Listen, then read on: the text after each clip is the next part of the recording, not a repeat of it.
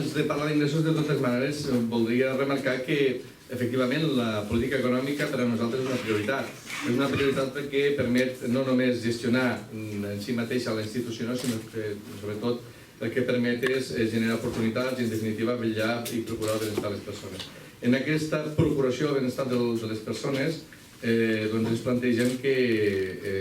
l'estructura tarifària o per damunt de tot, diguem que l'estructura dels pressupostos municipals han de respondre a tres premisses bàsiques. Primer, un compromís ètic, després estructura i transparència i accessibilitat, finalment, justícia i sostenibilitat. I des d'aquest punt de vista de la justícia i la sostenibilitat és on entren precisament els pressupostos, millor dit els ingressos, amb una, penso que, limitació important, i és que, per exemple, el pressupost per al 2015 de l'Ajuntament de Lleida contempla que el 45% del pressupost està pensat o està destinat al funcionament propi de la institució i només és el 55% el que està destinat a inversions i a prestació de serveis. Això és una limitació perquè vol dir que potser tenim un monstre o tenim una limitació d'ingressos que cal mirar de quina manera resoldre. En qualsevol cas, sigui com sigui, el que hem de procurar és que aquests ingressos provinguin de recursos propis, perquè, com molt bé s'ha dit, recursos aliens i traspàs de recursos estatals pocs. Parlar d'impostos és parlar de polítiques, per tant, cal, això d'entrada, si el que volem és poder aplicar recursos per a fer unes bones polítiques i donar servei a les persones, ha d'haver impostos. Per tant, aquesta política de la baixada d'impostos per definició, a part de ser demagògica, és molt perillosa perquè limita moltíssim l'actuació. Ara, la part contrària, diguem-ne que plantejar un ús abusiu dels impostos també pot produir desequilibris i per tant hem d'anar a buscar la mesura bàsica. L'impost més important, l'IBI, l'impost de béns immobles, representa el 70% dels impostos al pressupost de l'Ajuntament de Lleida i és curiós com se'ns ha volgut fer creure que hi ha hagut una limitació enguany a través de l'actualització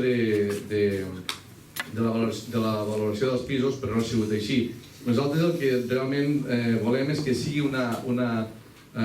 adequació de l'impost al valor real del mercat dels pisos, no en aquest valor que encara està molt per damunt del valor real i per damunt de tot també que la proposta d'aplicació de l'índex sigui inferior a la que actualment és, de manera que pugui haver una major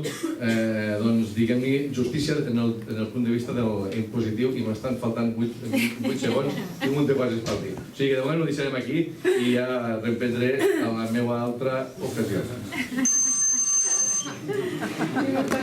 L'assumpció del deute de l'empresa municipal d'urbanisme, tan bon punt l'empresa s'integra dins de l'estructura de l'Ajuntament, s'haurà de fer a través de la comptabilitat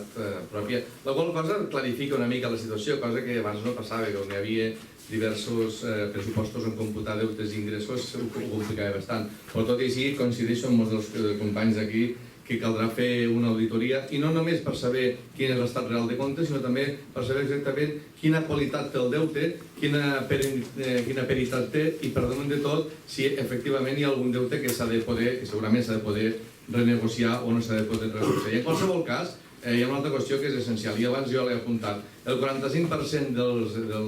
la despesa de l'Ajuntament és en funcionament propi. Això s'ha de canviar. Per tant, s'ha d'aplicar mesures d'austeritat i sobretot s'ha d'aplicar mesures de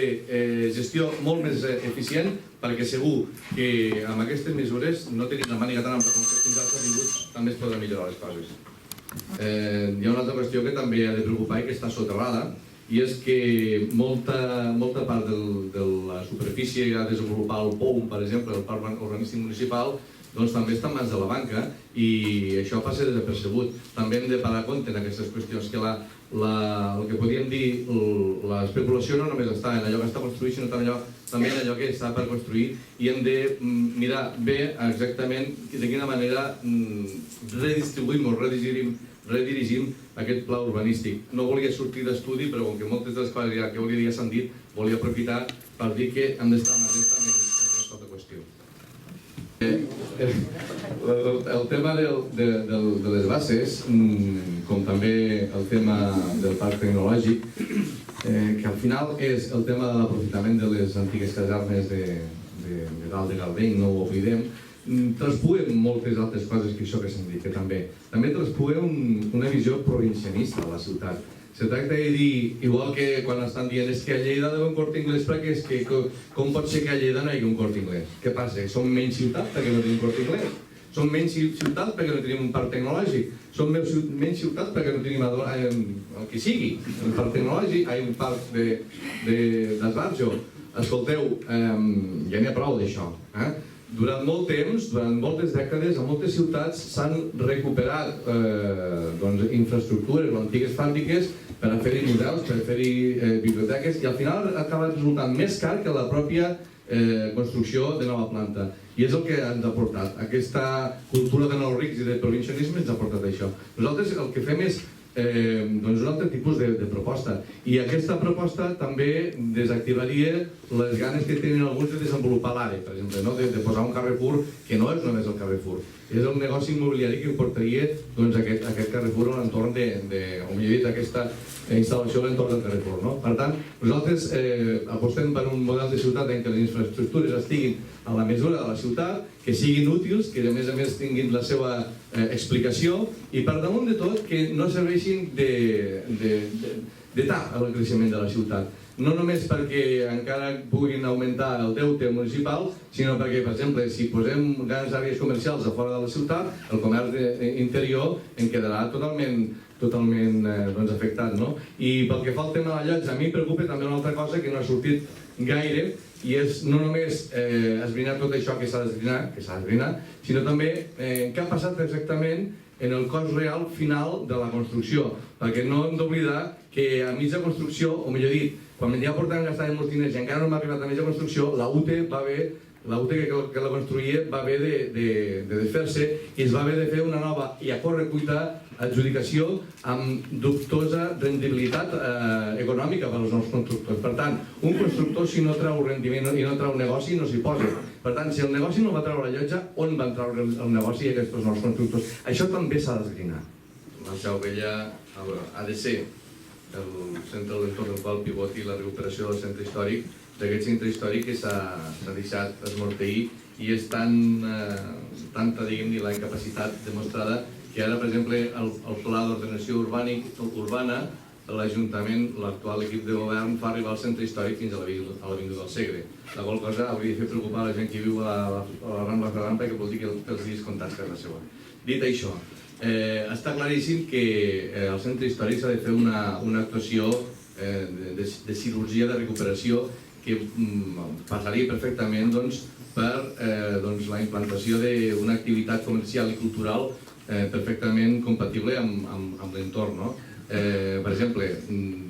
desestimar la implantació del Museu Morera a Rambla Ferran i tornar a l'antic planteig, que no vol dir l'antic projecte. Si es va fer un projecte remodelat, també se pot fer millorat on estava l'anterior.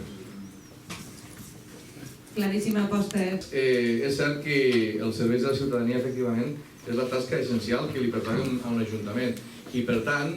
també val a dir que una de les tasques que no pot assumir l'Ajuntament és crear ocupació. En qualsevol cas, el que pot és facilitar les condicions perquè aquesta ocupació es creï, fomentar, promoure, mediar i fins i tot donar les facilitats perquè hi hagi erradicació d'activitat econòmica. Això sí, però, sisplau, deixem de parlar de crear ocupació, perquè en tot cas l'únic que pot fer és crear ocupació pública i tampoc no és, diguem-ne, la panacea. I des d'aquest punt de vista entenem que hauríem de parlar en uns altres termes. Els serveis de la ciutadania, o millor dit, els serveis o buscar el confort i el benestar de les persones comença en el propi pressupost de l'Ajuntament, per tant. I aquí jo reprendria una mica aquesta aposta pels pressupostos socials, en què efectivament es parla d'inversió social i no pas de despesa, es parla d'inversió en infraestructures realment necessàries i en contenció de la despesa, i per tant aquests diners que ens estalviem els podem destinar a altres àmbits, que per exemple les sancions es destinin també a àmbits d'atenció a les persones, però que per damunt de tot també s'intenti treballar per la promoció econòmica, és essencial l'aplicació de polítiques de promoció econòmica i en aquest àmbit, insisteixo, ja que en altres no podem crear ocupació, sí que, per exemple, podem crear sinergies perquè entre administració, centres educatius i Universitat de Lleida, per exemple, i Parc Tecnològic, es creïn uns convenis que facilitin la formació adequada dels nostres joves, però no també dels nostres joves, també de la gent gran que està aturada i de les dones que estan aturades, i per tant que hi hagi un pla de qualificació o de requalificació en base a un pacte, un realment útil pacte per l'ocupació, no el que vam firmar fa un temps amb la Cambra de Comerç i els sindicats, i que per part dels sindicats i la Cambra de Comerç segurament que hi havia molta bona voluntat, però que la veritat es demostra que té molt poc rendiment. I en qualsevol cas, aplicar, per exemple, polítiques de contractació d'empreses del tercer sector o que tinguin la responsabilitat social corporativa com un dels elements, un dels actius. També treballar perquè el comerç sigui el veritable o reprengui el seu paper com a veritable motor, i aquí també hi entra el turisme, l'explotació de tots els recursos també en l'àmbit agroalimentari i, en definitiva, tot allò que suposi que efectivament la gent no només no hagi de marxar, sinó que fins i tot ja renunciï a apuntar-se a les borses d'ocupació. Més que parlar del foment de l'ocupació juvenil, que a part ja m'he referit abans, penso que s'hauria de parlar més de polítiques d'emancipació juvenil, perquè les persones joves no només han de poder treballar, sinó també han de poder tenir a disposició un pis o un lloc on viure, ha de poder tenir a disposició també activitats culturals en les quals realitzar-se com a persona, ha de poder també tenir accés a una vida en espai públic, on aquest espai públic sigui amable i accessible, i en definitiva del que es tracta és de fer una proposta integral. Evidentment que en el foment o la promoció de l'ocupació de joves, que insisteixo, ja he parlat abans, fins i tot en l'àmbit de la requalificació, però també, per exemple, en la creació d'un sistema de microcrèdits que al final el que fan també és revertir en altres... Penseu que el microcrèdit no vol dir més que l'Ajuntament crea una bossa de diners que es posin a disposició de les persones emprenedores, però que aquests diners tornen i per tant poden utilitzar-se en una altra, diguem-ne, una segona o tercera convocatòria.